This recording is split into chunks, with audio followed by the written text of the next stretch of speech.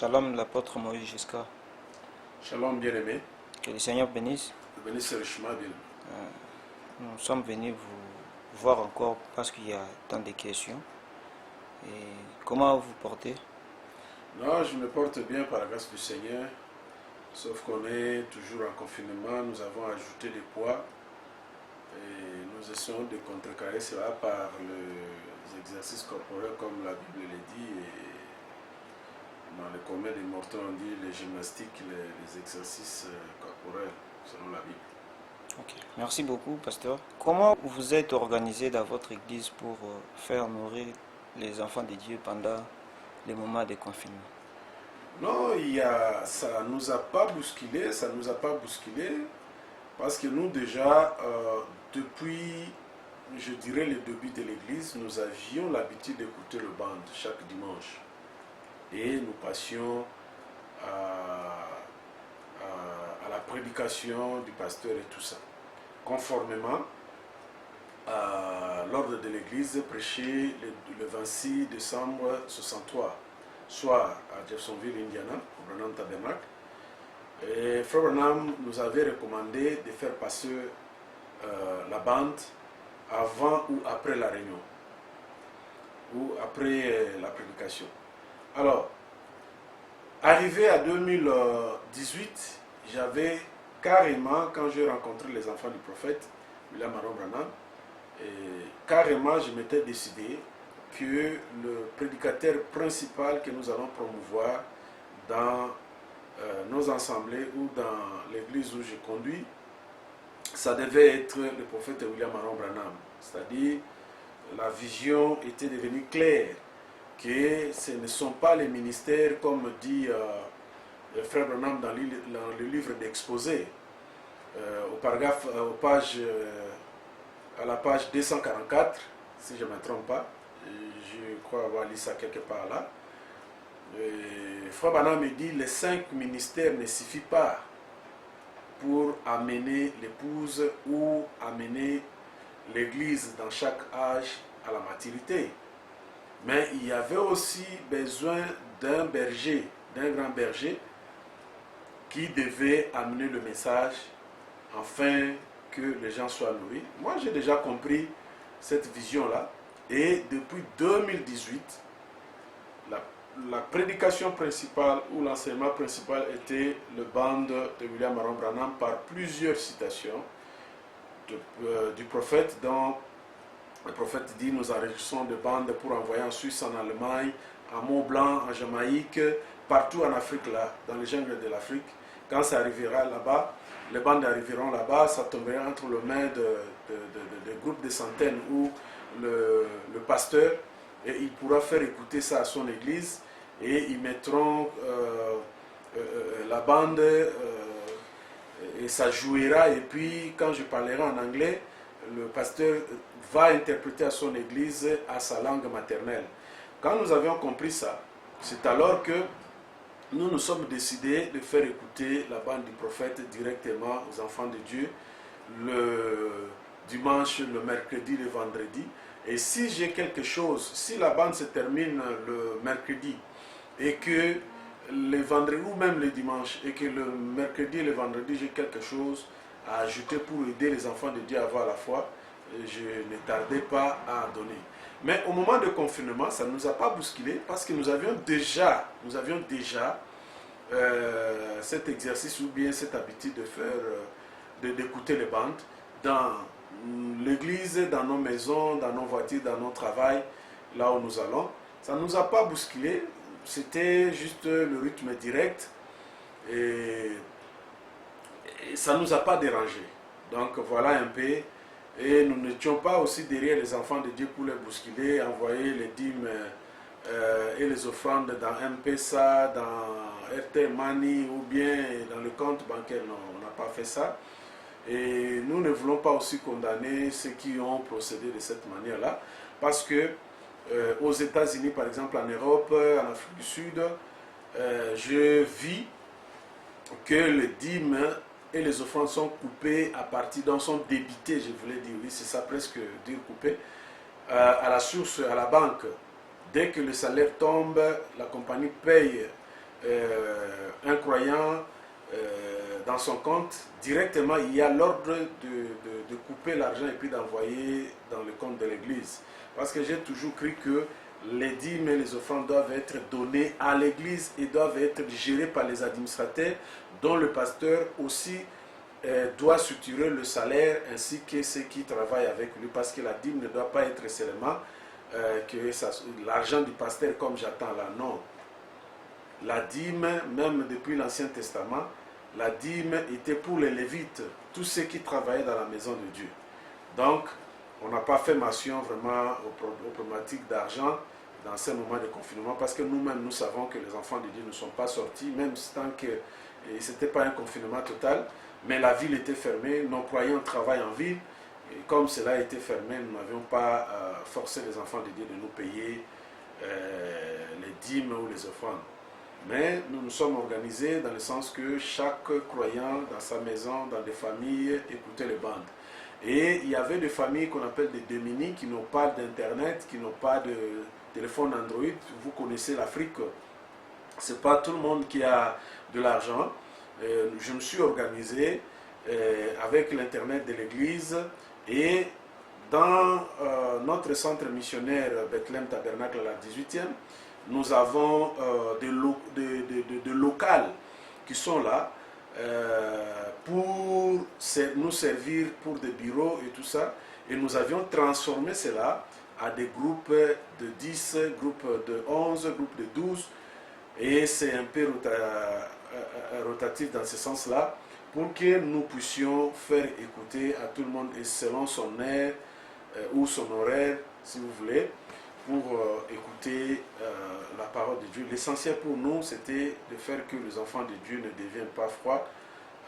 Comme Frère Branham le dit dans la prédication, quelle maison me bâtirez-vous? Frère Branham me dit, si je me trompe pas, paragraphe 9 là, il dit, quand il fait froid, les brebis de Dieu devaient se souder, devenir côte à côte afin de se réchauffer. Donc nous avions de temps en temps une réunion, bon pas une réunion mais une rencontre de communion tout autour de bandes, parce que souvenez-vous, quand en Israël, ou bien à la sortie, quand Moïse a amené les enfants d'Israël à sortir, Moïse n'appelait pas les enfants de Dieu pour venir suivre le concert de quelqu'un, ou ne pouvait pas appeler les enfants de Dieu qu'il a fait sortir hors d'Égypte de venir pour un spectacle quelconque.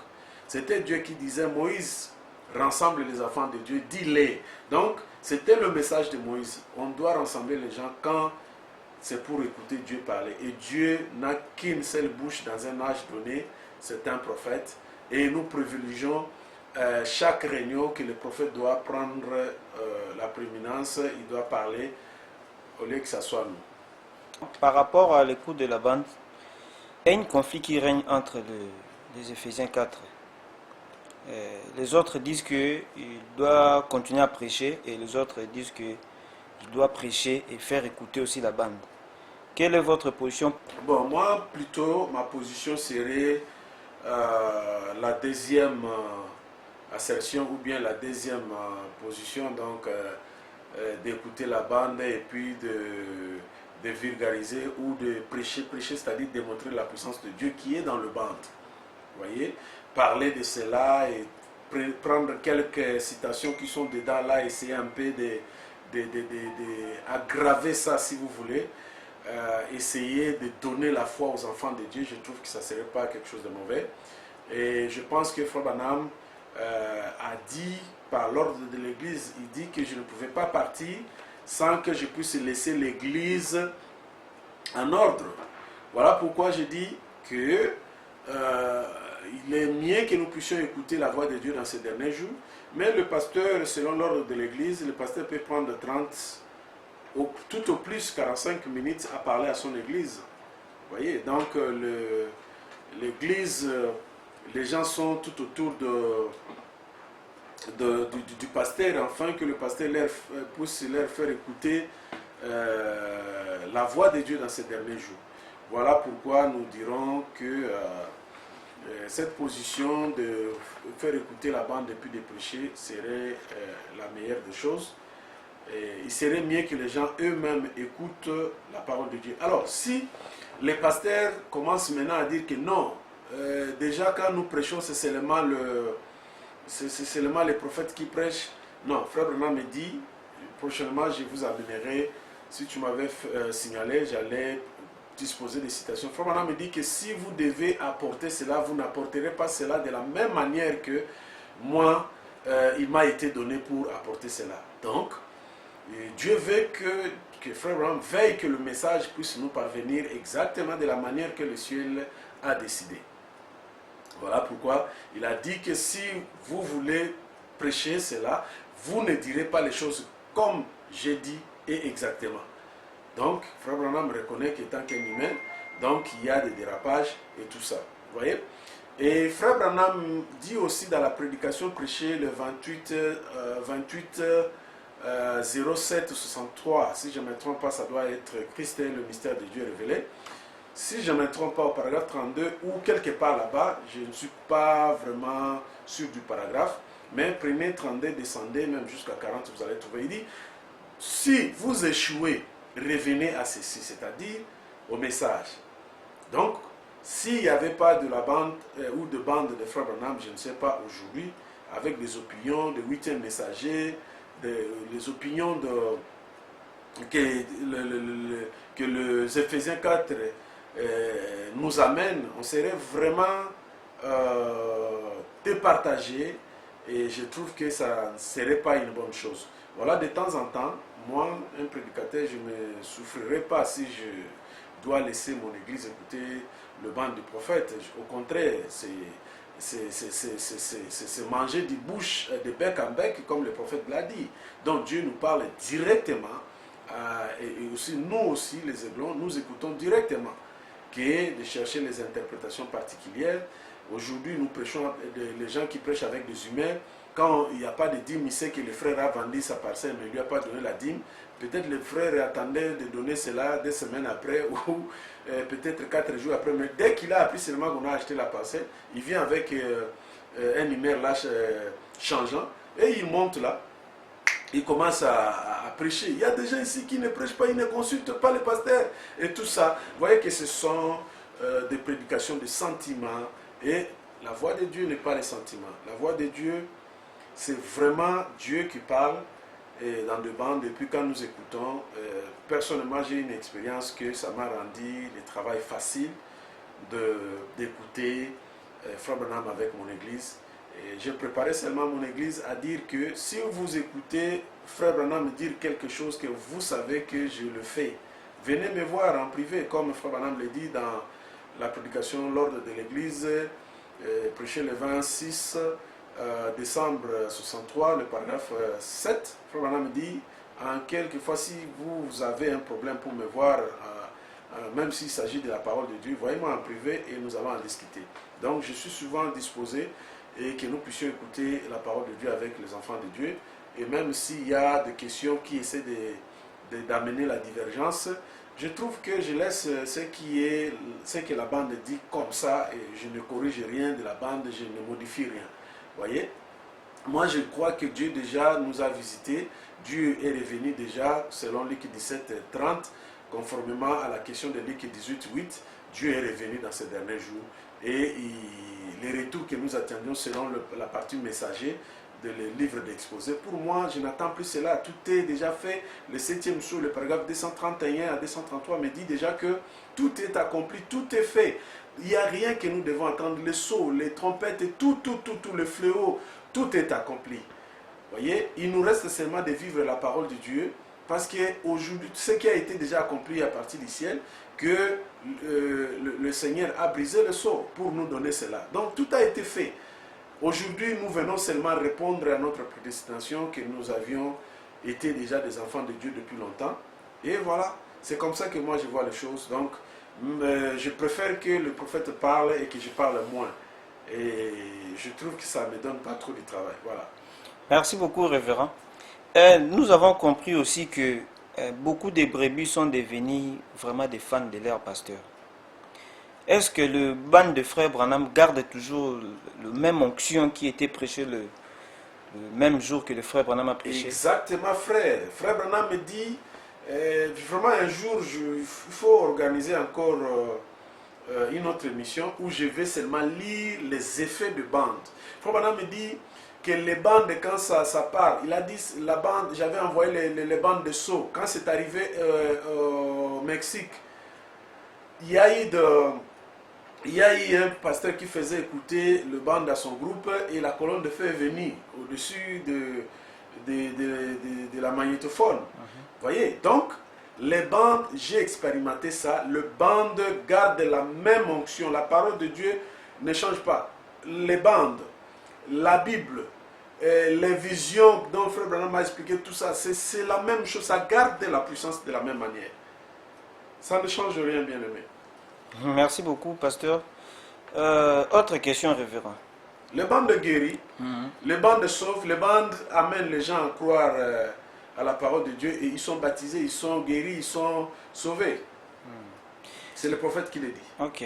Est-ce que les 5 ministères doivent toujours continuer à exercer? Oui, Frère Branham, on lui a posé cette question dans question-réponse sur le sceau, si je ne me trompe pas, question 22, si je ne me trompe pas, ou c'est question 5, le paragraphe 22, si je ne me trompe pas. Est-ce que Frère Branham, il y aura encore le ministère et tout ça? Frère Branham me dit oui, il est composé de 5 ministères. Et il a cité les 5 ministères, donc c'est le début des questions-réponses sur les sceaux. Vous allez trouver ça là-bas. Sinon, Frère Branham à 65 ne consacrerait pas tous ces frères-là, les Ben brillants, dont les gens ont dit qu'ils n'avaient pas le ministère, mais je dis aux gens déjà là que Ben Brillant a été consacré ce jour-là, arrive-t-il à Dieu de changer sa pensée au sujet de sa parole. Il a consacré les gens jusqu'à 1965, donc les ministères continuent et ça continuera parce que les dons et les appels sont sans repentance. Sans le ministère, c'est question que les pasteurs doivent comprendre que ce sont eux les collaborateurs de William Aaron Branham.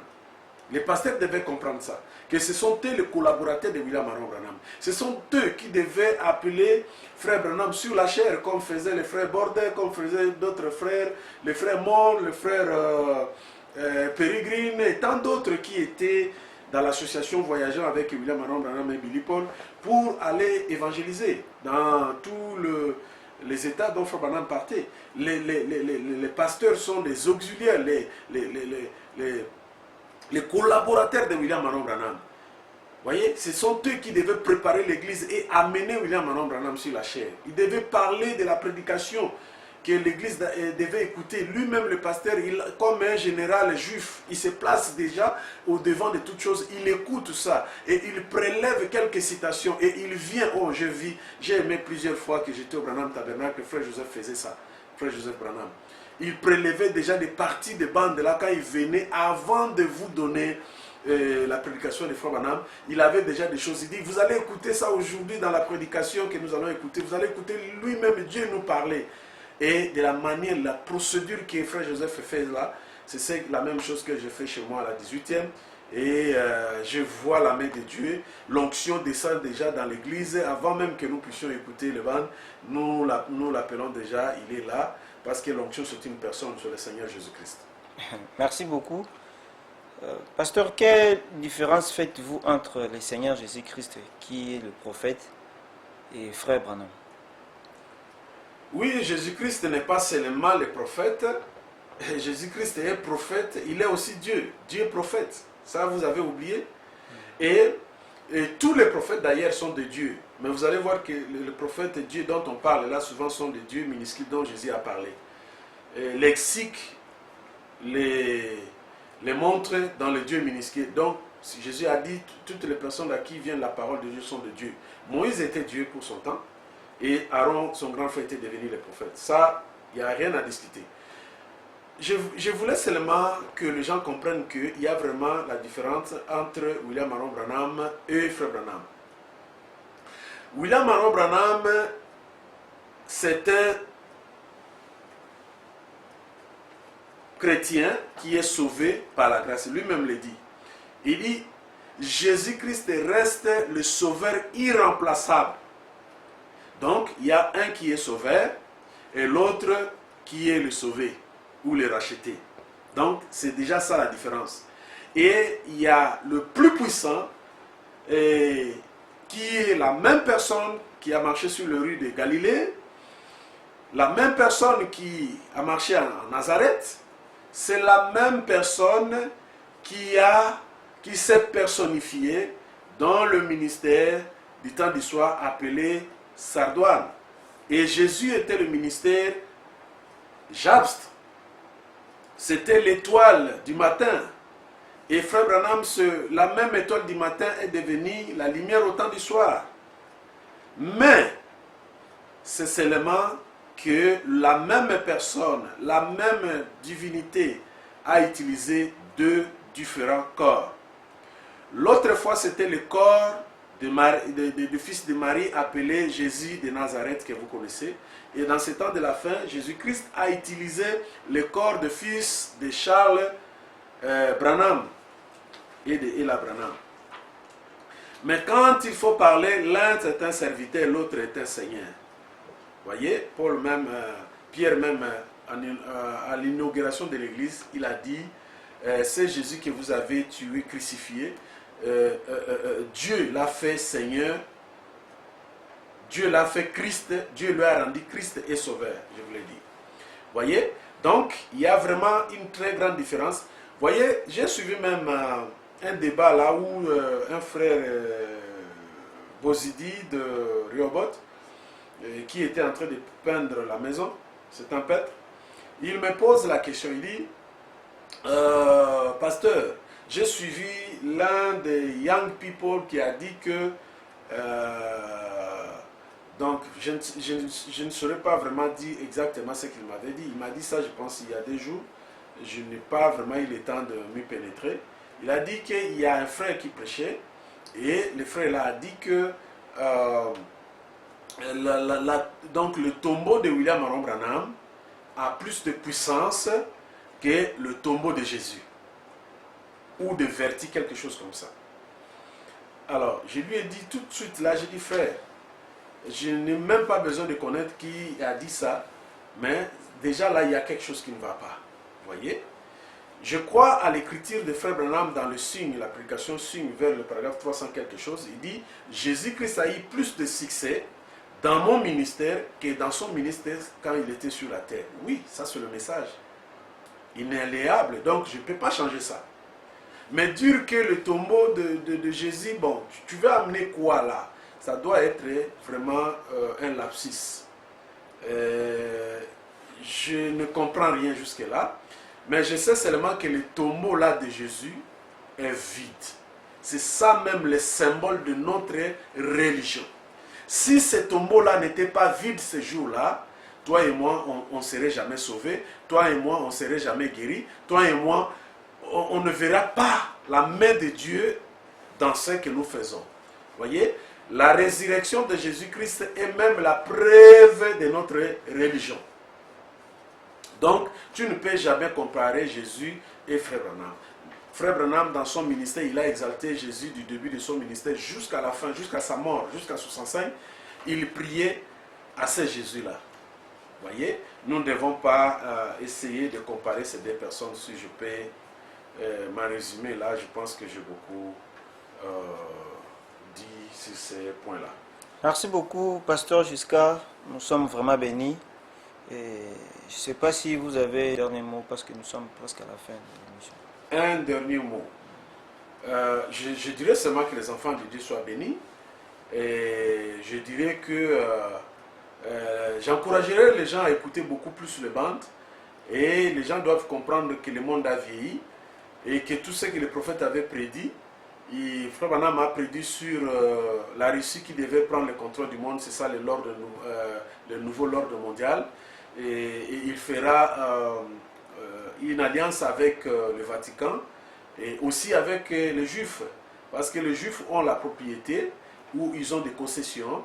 Ils ont le maître de Wall Street, c'est-à-dire aux États-Unis pour ceux qui sont arrivés là-bas. Donc là où se passe le change, le business, les affaires, le centre des affaires aux États-Unis, c'est au Wall Street. Et c'est là, les propriétés de Wall Street, ce sont les Juifs. Alors, le Vatican a de l'or, une grande quantité d'or et un peu de cash. Vous voyez, ils ont des liquides, l'argent en liquide. Et ils vont faire l'alliance avec la Russie parce que la Russie aujourd'hui, c'est la plus grande puissance mondiale aujourd'hui. Et Frère Branham a prédit que c'est la Russie qui va bombarder les États-Unis. Frère Branham a dit que les soldats russes entreront aux États-Unis et ils prendront les femmes, nos femmes, Frère Branham dit ça. Ils vont coucher avec les femmes américaines à la présence des soldats américains. Donc, vous devez faire attention, les jonctions changent. À chaque fois que vous voyez un nouveau prophète entrer en scène, vous devez faire attention. Je ne vais ici pas parler du prophète Branham étant que le messager comme William Aaron Branham, mais nous sommes dans l'âge épouse, dont Frère Joseph est en train de faire son travail, et de faire écouter ou de chauffer la nourriture emmagasinée et puis d'ordonner que la nourriture soit partagée par les chefs de centaines. Donc nous croyons en cela. Et puis cette jonction-là, nous disons qu'il y a beaucoup de choses qui se font. Et à comprendre Frère Joseph, nous comprenons qu'il est en train de matraquer pour la disparition de l'Église sur la terre. Alors je dirais que les enfants de Dieu, vous devez beaucoup écouter les prophètes, écouter beaucoup plus les bandes. Vous nous avez beaucoup écouté, mais je pense que les moments sont devenus difficiles. Et surtout dans des moments de confinement comme ça, écoutez beaucoup plus la voix de Dieu lui-même vous parler. Et je pense que vous serez beaucoup bénis. J'ai dit déjà shalom, je salue ici mon épouse, Maman Anna Ratizozache, Bouré, mes enfants qui sont chez moi à la maison à Cape Town. Moi je suis bloqué ici, je vous salue, mes enfants, Joseph, Samy, Emmanuel, ainsi que Princesse, je vous salue, je vous aime. Je suis ici bloqué, papa était venu pour 9 jours, il est bloqué. Comprenez cela, quand le confinement ou bien les frontières seront ouvertes, vous me verrez. Je salue aussi Bethlehem Tabernacle, Ebenezer Tabernacle.